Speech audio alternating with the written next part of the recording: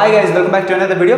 இந்த வீடியோ நம்ம என்ன பார்க்க போறோம்னா இப்படிப்பட்ட ஒரு வீடியோ, அதாவது பேக்ரவுண்ட் பிளர் ஒன்றும் இல்லாம நார்மலா ஃபோன்ல எடுத்த வீடியோவை எப்படி நம்ம இந்த DSLRல வர மாதிரி பேக்ரவுண்ட் ஃபுல்லா பிளர் பண்ணி சப்ஜெக்ட் மட்டும் கொஞ்சம் ப்ரொஜெக்ட் பண்ணி காமிக்கிறதுன்னு பார்த்துக்கலாம். ஸோ நார்மலி இந்த DSLRல தான் இந்த மாதிரி எல்லாம் பண்ணுவாங்க. ஸோ இது பண்றதுக்கு உங்களுக்கு ரெண்டு ஆப்ஷன் தான் தேவை. ஒன்று உங்களுக்கு ஸ்மார்ட் ஃபோன் இருக்கணும், அது மாதிரி இந்த இன்ஷாட்டுங்கிற இந்த ஒரு அப்ளிகேஷன் இருக்கணும். இந்த இன்ஷாட்டுங்கிற அப்ளிகேஷன் உங்களுக்கு இல்லைன்னா நீங்கள் டேரக்டாகவே ப்ளே ஸ்டோரில் போய் டவுன்லோட் பண்ணிக்கலாம். அந்த ஆப்போட லிங்க் நான் இங்கே கொடுத்துருக்கேன். ஒன்ஸ் இந்த இன்ஷாட்டுங்கிற அப்ளிகேஷன் இன்ஸ்டால் பண்ணதுக்கு அப்புறம் நீங்க என்ன பண்றீங்க, இன்ஷாட் அப்ளிகேஷன் ஓபன் பண்ணி வீடியோ செக்ஷனுக்குள்ள போயிருங்க.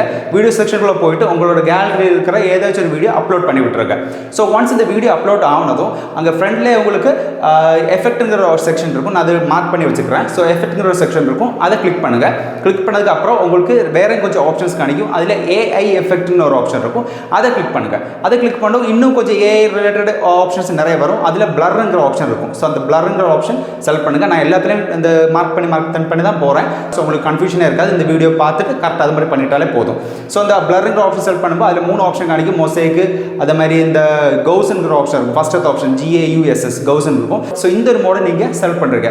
உங்களோட வீடியோவுக்கு தேவைப்படுற அளவுக்கு மட்டும் இந்த ஸ்ட்ரென்த்தை நீங்கள் இன்க்ரீஸ் பண்ணிக்கோங்க. ரொம்ப இன்க்ரீஸ் பண்ணாதீங்க, அப்படியே கிளிச் மாதிரி தெரியும். ஸோ ஒரு மீடியமாக வைங்க. உங்களோட வீடியோவுக்கு நீங்கள் பார்க்கும்போது தெரியும் எவ்வளோ ஆட் பண்ணால் எப்படி நேச்சுரலாக இருக்கும்னு பார்க்கும்போது தெரியும். ஸோ நீங்கள் கூட்டிங்கலாம் குறைச்சிக்கலாம். ஸோ அப்படி நீங்கள் கூட்டி குறைச்சி பார்க்கும்போது உங்களுக்கு ஒரு வெக்டமாட்டில் இமேஜ் கிடைக்கும். ஸோ உங்களை வீடியோ தகுந்த மாதிரி நீங்கள் ஆட் பண்ணி யூஸ் பண்ணுங்க. ஸோ ஒன்ஸ் இந்த எடிட்டிங் ஆட் பண்ணதுக்கப்புறம் உங்களுக்கு எக்ஸ்போர்ட் பண்ணிக்கலாம். எக்ஸ்போர்ட் பண்ணுறதுலுமே உங்களுக்கு 60 FPS இருக்கும், 30 FPS இருக்கும். உங்களுக்கு தகுந்த மாதிரி எந்த ஃப்ரேம் ரேட் வேணுமோ அதுக்கு நீங்கள் எக்ஸ்போர்ட் பண்ணிக்கலாம்.